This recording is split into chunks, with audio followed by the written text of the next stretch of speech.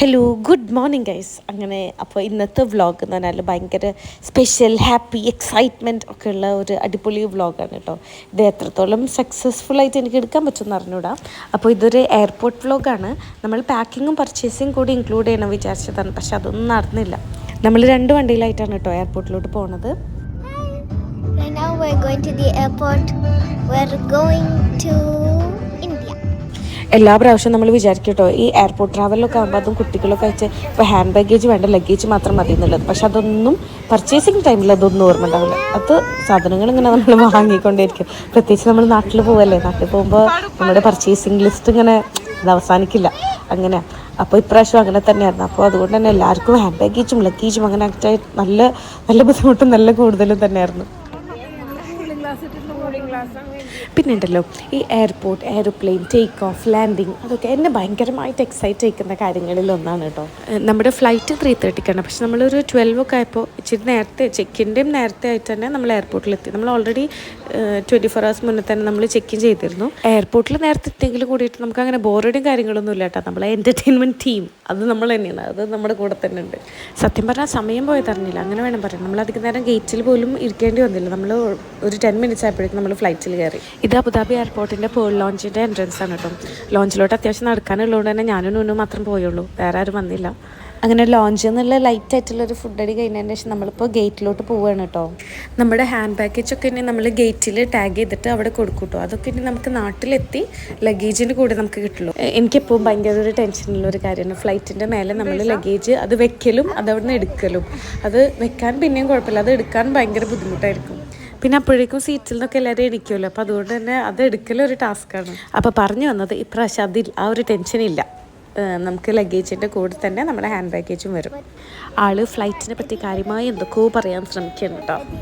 പിന്നെ ഉണ്ടല്ലോ ഫ്ലൈറ്റിൽ ഇങ്ങനെ 4 hours ഒക്കെ ഇങ്ങനെ ഇരിക്കുന്നത് ഭയങ്കര ബോറടി ആവില്ലേ എന്ന് ചിന്തിക്കുന്ന കുറച്ച് പേരോട് എനിക്ക് പറയാനുള്ളത് എന്താണെന്ന് വെച്ചാൽ, നിങ്ങൾ ഒറ്റയ്ക്ക് പോകണത് നിങ്ങൾ ഫാമിലി ആയിട്ട് പോകും. ഫാമിലി എന്ന് ഉദ്ദേശിച്ചത് ഹസ്ബൻഡും വൈഫും മക്കളും മാത്രമല്ല കേട്ടോ, പേരൻസും സിബ്ലിങ്സും ഗ്രാൻഡ് പേരൻസും അങ്ങനെയൊക്കെ ആയിട്ട് പോയി കഴിഞ്ഞാൽ ആ ബോറടി ഇല്ലാതാവും.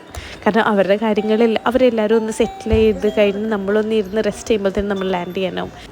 നമ്മളിപ്പോൾ ഇതിന് മുന്നേ ജോർജിയ പോയതും നാട്ടിൽ പോയതും എല്ലാം ഇങ്ങനെ കസിൻസും പേരൻസും സിബ്ലിങ്സും എല്ലാവരും ഉണ്ടായിരുന്നു. അപ്പോൾ അതുകൊണ്ട് ഫ്ലൈറ്റിൽ ബോറടി ഒരുവിധമൊക്കെ അങ്ങനെ ഒഴിവാക്കി കിട്ടും. പിന്നെ ഉണ്ടല്ലോ ഈ പോകുന്ന 2 പേരുണ്ടല്ലോ, ഇവർ വല്യമ്മയും പേരക്കുട്ടിയല്ല കേട്ടോ, ഇവർ വല്യമ്മയുടെ ഉമ്മയും പേരക്കുട്ടിയുടെ കുട്ടിയും അങ്ങനെയാണ്.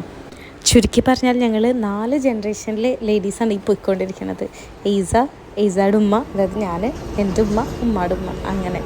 പിന്നെ ഫ്ലൈറ്റിൽ കയറി കഴിഞ്ഞാൽ വിൻഡോ സീറ്റിന് വേണ്ടിയുള്ള അടി, അത് ഞങ്ങൾ എല്ലാ വർഷവും മുടങ്ങാതെ നടത്തി വരുന്ന ഒരു പ്രത്യേക തരം ചടങ്ങാണ്. പിന്നെ നുഴഞ്ഞേറ്റം നമുക്ക് പുത്തരിയല്ലാത്ത കാരണം ഞാനത് വിട്ടുകൊടുക്കാറില്ല. അങ്ങനെ ഇത്തവണയും വിജയകരമായി വിൻഡോ സീറ്റ് എനിക്ക് തന്നെ എന്ന് പ്രഖ്യാപിച്ചുകൊണ്ട് ഞങ്ങൾ പുറപ്പെടുന്നു. എല്ലാ പ്രാവശ്യവും വിചാരിക്കും ഇവർ ഈ പറയുന്നതൊന്ന് ശ്രദ്ധിച്ച് കേൾക്കണം എന്നുള്ളത്. പക്ഷേ ഇത്തവണ എല്ലാ പ്രാവശ്യം പോലെ തന്നെ വീഡിയോ എടുക്കുന്നത് കൊണ്ട് ഒന്നും ശ്രദ്ധിക്കാൻ പറ്റിയില്ല. സാരമില്ല, അടുത്ത പ്രാവശ്യം ആട്ടെ, നോക്കാം. ഓരോന്നിനും അതിൻ്റെതായ സമയമുണ്ട് മോനെ.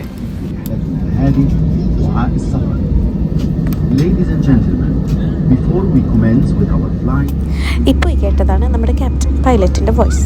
അപ്പോൾ നമുക്ക് നല്ലോണം ഉറങ്ങാനും മൂപ്പർക്ക് തീരെ ഉറക്കം വരാണ്ട് വണ്ടി ഓടിക്കാനും ഒക്കെ പറ്റട്ടെ എന്ന് പ്രാർത്ഥിച്ചുകൊണ്ട് നമുക്കൊന്ന് നല്ലോണം കിടന്നുറങ്ങാം. ഈ കാണുന്നത് നമ്മുടെ കോ പാസഞ്ചേഴ്സാണ് കേട്ടോ. ബാക്കിലോട്ട് അവരുടെ കൈകളൊക്കെ വന്ന് കണ്ടപ്പോഴാണ് നമ്മൾ ശ്രദ്ധിച്ചത്. പിന്നെ അത് കഴിഞ്ഞിട്ട് നല്ല കളിയായി, ചിപ്സും ചോക്ലേറ്റും ഒക്കെ ഷെയർ ചെയ്ത് കഴിക്കലായി. അങ്ങനെയൊക്കെ കഴിച്ച് ഞങ്ങൾ കുറച്ച് നേരം കിടന്നുറങ്ങി. അങ്ങനെ നമ്മൾ ലാൻഡ് ചെയ്തു ഗൈസ്, ലാൻഡ് ചെയ്തു. നമ്മൾ ലാൻഡ് ചെയ്യുമ്പോൾ ചെറുതായിട്ട് മഴയൊക്കെ ഉണ്ടായിട്ടോ.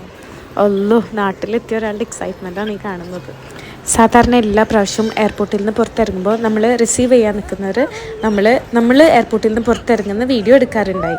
അപ്പോൾ ഇത്തവണ ഞാൻ വിചാരിച്ചിരുന്നു അവരുടെ റിയാക്ഷൻസ് എനിക്ക് വീഡിയോ എടുക്കണം എന്നുള്ളത്. അപ്പോൾ ഇപ്രാവശ്യം പതിവ് പോലെ തന്നെ ലാലുവും മേമയും കുട്ടികളും ഒക്കെ തന്നെയാണ് നമ്മളെ റിസീവ് ചെയ്യാൻ വന്നത് കേട്ടോ. ഈ വന്നവരിൽ ഒരു മെയിൻ താരം ഇല്ല കേട്ടോ. ആള് പഠിച്ച് വലിയ ആളാവാൻ വേണ്ടി മദ്രാസിൽ കൊണ്ടുവിട്ടിരിക്കുകയാണ്.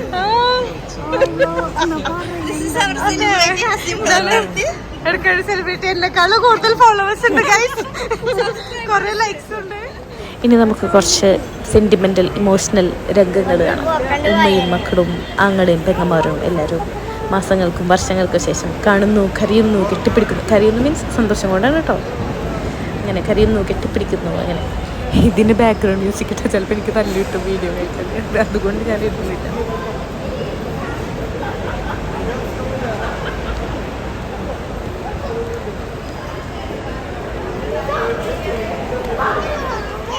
അങ്ങനെ നമ്മൾ വീട്ടിലെത്തി. ഇത് നെക്സ്റ്റ് ഡേ ആണ് കേട്ടോ. നെക്സ്റ്റ് ഡേ മോർണിംഗ് ആണ്. നല്ല മഴയുണ്ട്, നല്ല തണുപ്പുണ്ട്. അവിടുത്തെ UAE ചൂട് എന്നൊക്കെ ഇവിടുത്തെ ക്ലൈമറ്റിലേക്ക് വന്നിട്ടുണ്ടല്ലോ. ഓഫ് എന്താ ഒരു ഫീലിംഗ്. അപ്പോൾ ഓക്കെ ഗൈസ്, ഇതുവരെ വീഡിയോ വളരെ ക്ഷമയോടെ ഇരുന്ന് കണ്ട എല്ലാവർക്കും എൻ്റെ നന്ദി, നമസ്കാരം.